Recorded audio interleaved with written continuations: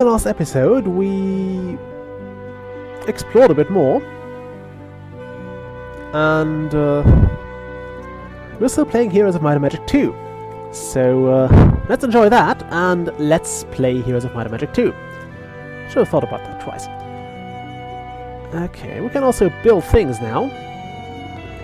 This is a very expensive building to have, and I'm not sure if it's worth it for the very few spells we have right now.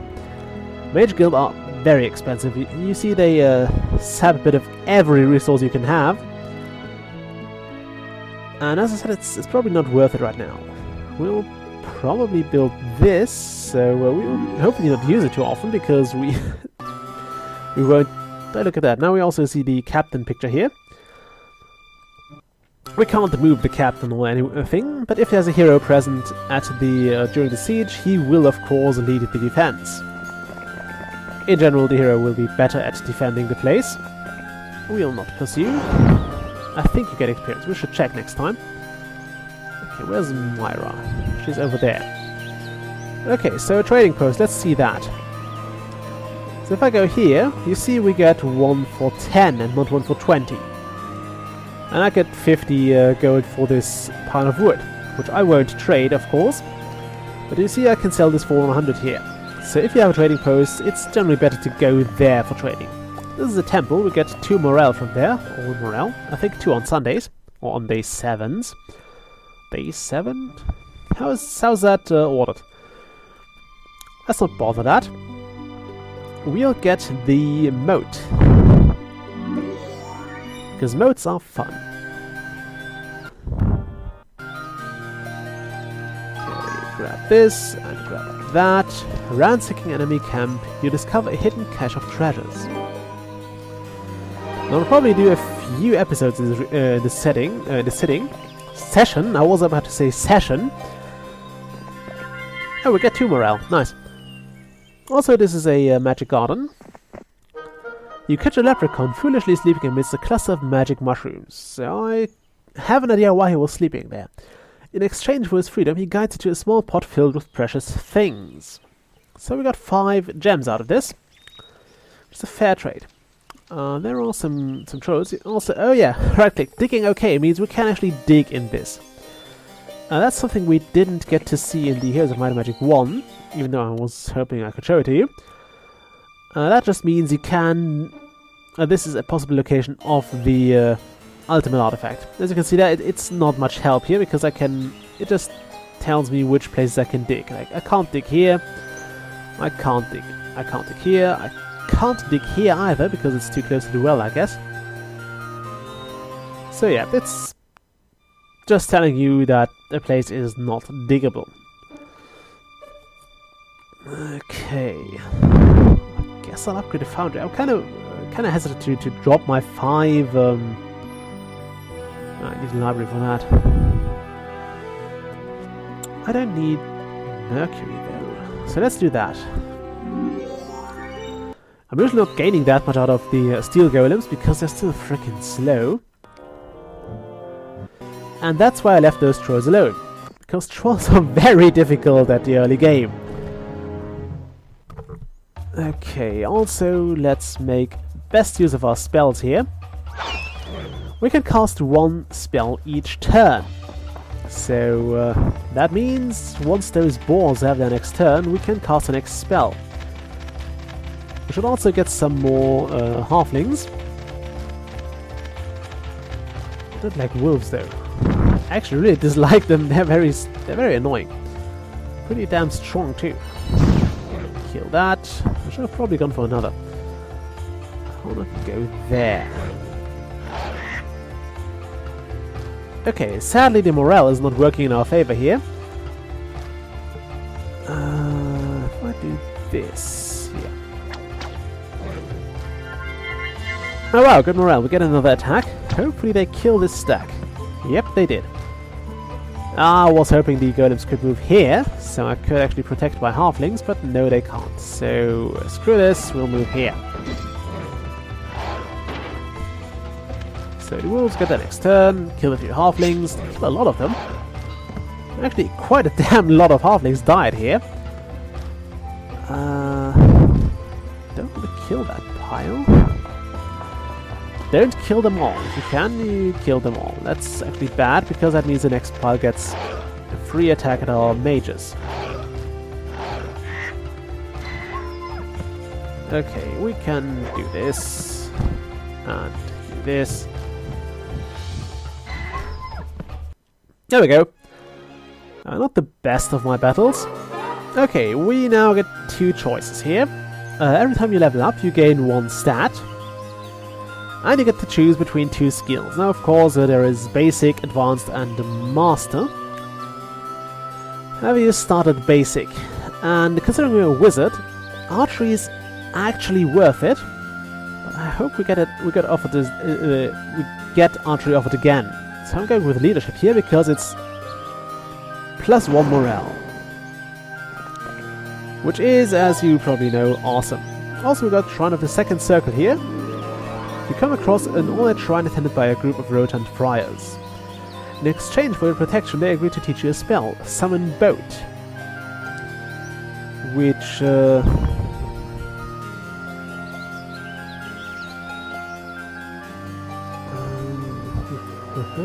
Okay, summon the nearest unoccupied friendly boat to an adjacent shore location. A friendly boat is one which you just built or were the most recent player to occupy. This is actually a very nice idea, and something they abandoned in later games again, because it means that you cannot summon random boats. And that's something that really annoyed me in Heroes, for example in Heroes 5, because the AI was constantly nicking your boats. And there is something to say about how annoying that is, or how annoying that can get, if they keep getting your boats, and they keep taking your boats away. Week of Steel Golem. Well, I'm so glad we didn't get the upgraded foundry, because we just lost a whole lot of Steel Golems. We didn't lose them, but this guy looks... this lady looks creepy. I don't know, this expression always creeped me out. Okay, let's build a Thieves Guild here. It provides information on enemy players. It will also provide scouting information on enemy towns, so we can see enemy towns or enemy defenders here. We also see who has the strongest heroes and all that stuff. So we all have one town, or one castle. We don't have any towns. Towns are pretty rare in those games. You usually start out with castles because it just speeds up the game a lot, and it's essentially the first thing you do anyway. Apparently, Yellow only has one hero, which might mean Yellow had a few fights already. This is Yellow's only hero. I think that's a Warlock. This should be a Knight, and this is... I have no idea. I think it's a Warlock or a Sorceress. Okay, by the way, those information is always correct. It's just not very accurate. Then we get the rest if we build more Thieves Guilds. Okay, do I want Myra to get... No, I don't want Myra to get some troops yet. She will at some point, but right now I mostly need her to scout. We'll also send... actually, we can send Sarakin down there right now. This is probably defended, so we'll start with Sarakin. And grab the free experience. And send Myra in next. She can't... I'll show you that. So this will also be a term on Wisdom, which means which will always give us Wisdom. Which would be useful if we, for example, had a Knight, which has... I think it has a... Or Knights have a very low chance of being offered Wisdom to learn, although it's a fairly basic skill. So if you wanted to have your Knight be a powerful spellcaster, this would be the place of choice to make sure he gets Wisdom, because you have a very limited amount of spell slots here. Okay, we could learn Expert Wisdom, but I don't see us actually get to a Mage Guild level 5 very soon. Or Basic Pathfinding, which will give us essentially more movements. And seeing how short we can move, this is what I want to do. I think there's also logistics, which will actually give you more movement. Pathfinding does something similar, it just makes you lose less movement in rough terrain. which there is a fair bit of. So let's just upgrade this. So now we have a fairly difficult to take castle. If those castles actually fully crewed with troops, they are very difficult to take. Because 2 towers have to be destroyed. One of them can only be destroyed once the other 2 are down. So the main tower, which is the one the castle comes with, can only be attacked by the catapult once all the walls are down. And that can take a while, depending on how good your hero is equipped. There is a siege work skill, which will... okay, that's the logistics we wanted. Eagle Eye is useful, but not that great. So essentially we can copy spells from enemies. Never found it that useful, because you usually have enough towns on the map to learn all the useful spells anyway. But more movement, hell yeah! So yeah, you have a very limited amount of levels of skills here. And I also like the chess team they went with here. Anyway, you have those 8 slots for skills. And you should make good use of them. There are a few skills you definitely need, and some of which are not that useful, and Eagle Eye is one of those that go into latter category. We also should soon get the option to upgrade existing skills. Also every week we can get the gnome up there again. There's another building that refreshes every week, but I don't think we can see it right now. Okay, we'll explore this. Can we explore this? No, we have to fight here. We'll not do that, we wouldn't survive that. Can I build something? I can't, because I don't have mercury or money. The 2 big M's in Heroes of Might and Magic. I'm just kidding, it's not that big of a deal. Well, the money is, but the mercury isn't. Also, I hope the Rumi isn't too... I'm not gonna say annoying here, but I hope the Rumi didn't disturb this too much. She has recently returned. Oh, right, I can... That's also something new. Upgrading things. You generally want to upgrade your units. It costs you a bit more, but that's 1,000 gold well spent, I can tell you that. I didn't check the stats here, but we get 24 shots now, which is twice the amount we had before. Can't upgrade those. I think they get an upgrade later on, but I'm not sure anymore.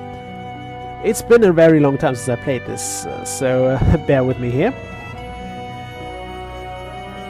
Okay, we don't have any halflings, so I can now check the well and see what I have. Can I hire another... I can't hire another golem here. So let's not do this, and let's go on with this. Now the windmill is a building you know from the last Heroes game. It just gives you random resources. We'll actually make use of that with Myra. Sometimes you can substitute a mine with those. No, that's not bother. I should have checked my movements before that. Okay, lots of mummies. Let's actually try this.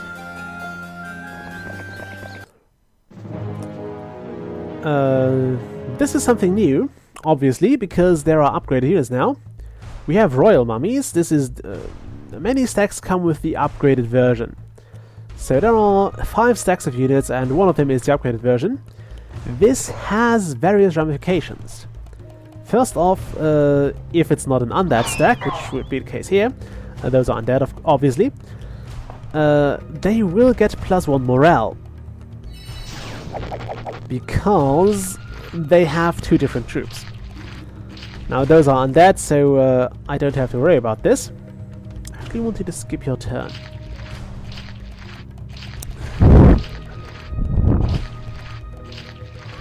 Okay.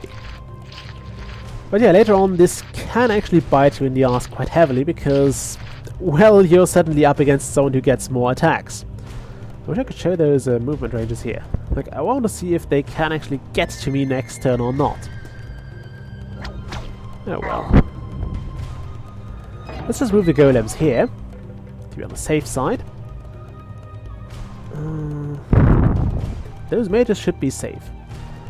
So we'll move the boars here. Again, just to play it safe. We'll also kill this guy. Silence phone.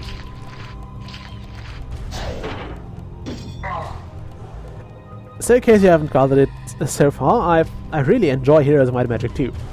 It really brings a lot of memories back, and I'll definitely go on with the Let's Play because it's so much fun. Okay, they shouldn't reach me. They should not reach me. You stop there. Stop right there. Okay, they would... I'm not sure why they're... probably because this is a free attack they get. Oh yeah, Mummy's Curse. Also, I think we lost the rock here. Can we actually... No, we can't... We still can't use the combat log because... why would you? Oh well, I actually don't need that, but I'll go with this.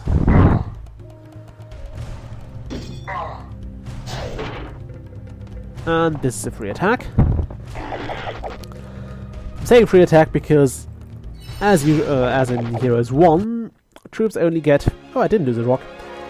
Troops only get 1 retaliation, unless... well, certain troops get 2, but let's not get into that right now. I think Griffins, for example, get 2 retaliations. Or even infinite. I don't know yet. I don't know anymore. Been ages. So yeah. Once the first retaliation is done... Oh shit. Okay, Iron Golems. Hooray! Not upgrading things finally paid off. Ooh, the Blind spell. Powerful spell to have. Now, ideally, this guy would attack those archers. However, just to be safe, I will move my hero to intercept him. We got some Mercury. Nice. That is actually very nice. We'll move on to this shrine and to this gazebo. Did I get enough to upgrade something? No, we can't build this because there is no point in it. You also get Sabu the Barbarian, which might mean that there is no other wizard available in this scenario. It might have also mean that the thing I said in the beginning, that you always get 1 hero of your faction, is, well, wrong. Come on, attack them, attack them, attack them. Attack them. Please attack those archers. I would be very happy if you did. I will stay here. Did I have...